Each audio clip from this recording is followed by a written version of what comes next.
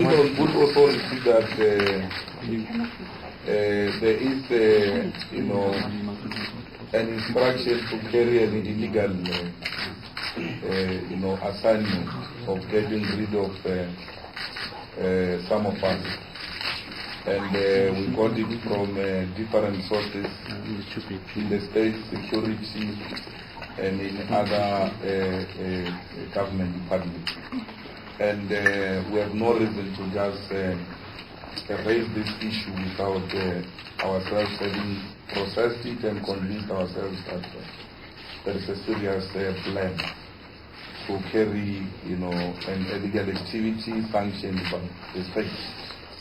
And all what we had, including the evidence which we are talking about, has been presented to our lawyers, who are busy engaging with the state authorities on such information.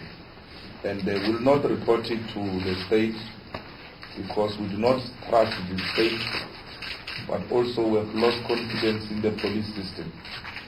The way it is being run and politically interfered with. So if you are to complain to police and seek protection even from police, you'll actually be inviting your own killers in your own home. So the best thing is to take your own initiatives to ensure that you are more secure and protected.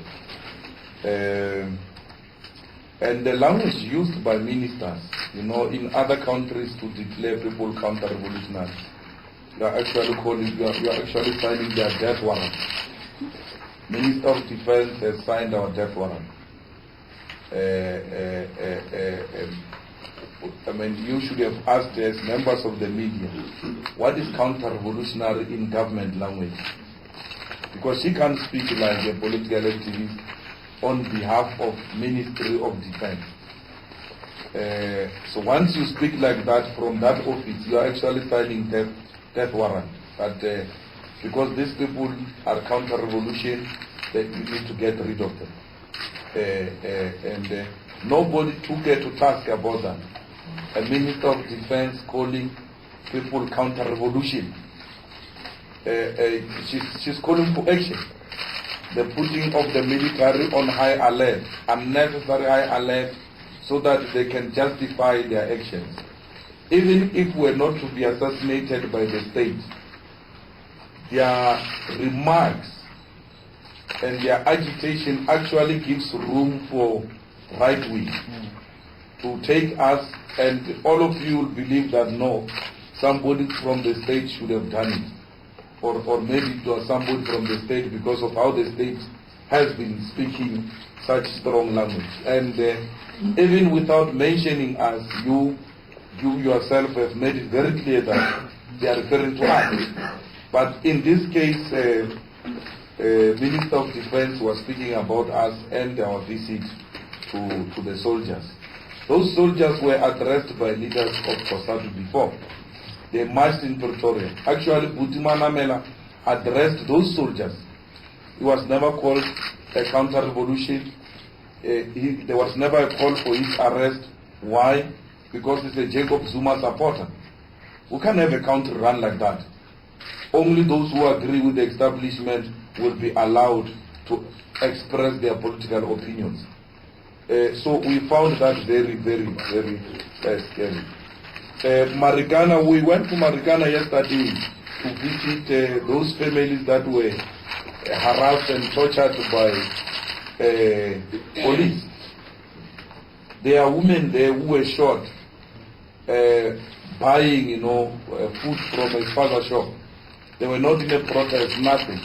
They were queuing, waiting at the window of a spaza shop to buy, food. And then police vehicles came and shot those women. And nobody has ever gone there to check what happened. You can't say to us, police have declared that place, whatever they've declared it, therefore people shouldn't go. There is no state of emergency as far as the state is concerned. So it means Marikana is still a place where everybody can still visit and go. But we know that there is an illegal undeclared state of emergency. And you know, undeclared state of emergency is very dangerous, unlike the declared state of emergency. Because the declared state of emergency will last for almost 21 days or so, and then it will have to be renewed after 21 days. But with that one, the undeclared one, you don't know those police are going to be there until when. You don't know when those soldiers are going to leave that place. So we are awaiting, in terms of the constitution and the law, the president must go to parliament and explain within 7 days why he assigned soldiers to that task. We are awaiting to hear the reasons why the president sent the army to that area.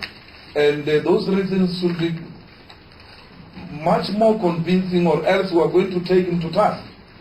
We are going to take him to court for those reasons that may not be justifiable why the army was sent to Marikana. Because as far as we are concerned, there is no need for army in Marikana. There was never a need for army in Marikana. After the killing of 34 people by the police, we should have called for the disarming of police and the disarming of those civilians. But I don't know what we're going to disarm those civilians of. Because a knob-kiri is never a dangerous weapon. All of you, especially those who come from the background I come from, you all have got knob-kiris and pangas at home. You all have those things. So since when is that a dangerous weapon? The chief himself carries knob-kiris and spears during his weddings. You will see when he gets married again in December. He will be carrying a spear and a knob-kiri. Then police must raid on him and take those dangerous weapons. There are never dangerous weapons, those things. So there was no justification from where I'm sitting to send the army to Marikana, and we are prepared to take a legal action against that type of an action by the president and the executive. So we went there to visit those families, because when our people are victimized, when our people are harassed, we can't sit back. We'll always be among them and give them courage that tomorrow will actually be better than today. Because our people need hope, our people need an inspiration, and that's what we do all the time. We go to those people. Look, unlike the Jacob Zuma campaign, I think we have learned much more better now. And we are not investing in Malema Motlanthe as an individual. We are now talking about an economic struggle. And we've got a program. We've adopted 7 cardinal points of what can make South Africa a better place. And we're saying to Malema and his collective, this is what we think that you should implement when you are in leadership. And we want the collective leadership. We spoke about generational mix, because we believe that young people in the leadership of the ANC will bring about the necessary energy to effect change. And that's why our approach on leadership is now more comprehensive and is politically driven with a clear political program.